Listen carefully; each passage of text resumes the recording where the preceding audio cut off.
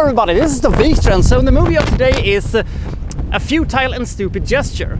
And it is basically about the National Lampoon and how it was created. Now, I've seen, a bunch of the National Lampoon's movies. Some of them have been kind of good and some of them have not been actually that good. And I'm probably one of very few people who thinks that Caddyshack is a very overrated movie.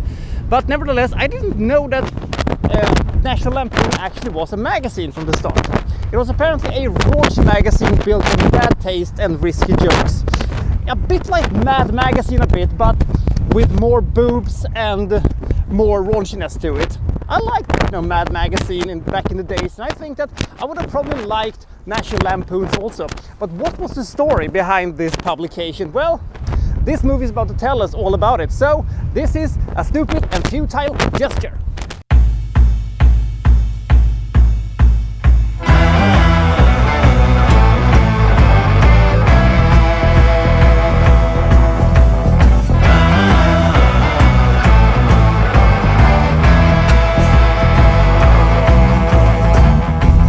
Kennedy. He's reading at the university, but he doesn't really want to become, just another guy behind the desk, and he doesn't want to be, just another guy, pursuing a worthless career or anything. He's more interested in making jokes and, being a rambunctious little fellow.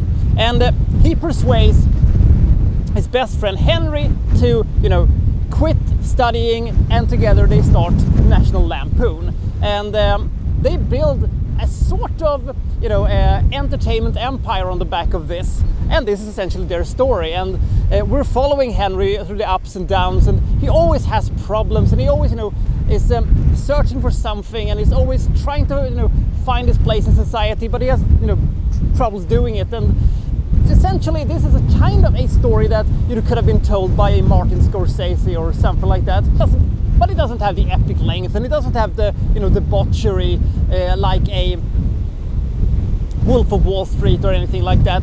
But this is mostly, kind of a harmless look at the raunchy content they put out in the 60s. This is more of the look of their impact on the entertainment industry and, through the 70s and the 80s. And we also get to follow, behind the scenes of some of the movie shoots that they do, Caddyshack and stuff like that. And we got to meet, people who are famous today, but, back then weren't famous and started working on these movies that they did when they, went over from just, writing these magazines to also producing movies.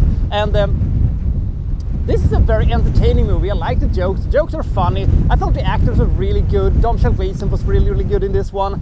And I love the fourth wall breaking jokes that they did. They're probably the most clever fourth wall breaking jokes outside of Deadpool that I've seen as of late. So the movie moves around pretty nicely, and we're getting actually some heartfelt moments that I wasn't expecting and actually worked really well. The ending was very abrupt, and it was also very, they did that?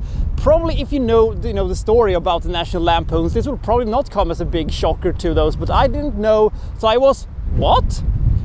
I wouldn't say it was an M. Night Shyamalan twist, but I would say it was very unexpected. So, if you're curious about the history behind the National Lampoon publications and the movies and stuff like that, this is a pretty good movie. I like the characters. I thought that some of the jokes were really good, and I thought, as I said, that the fourth wall breakings was excellent. They also have some very clever narration throughout the movie.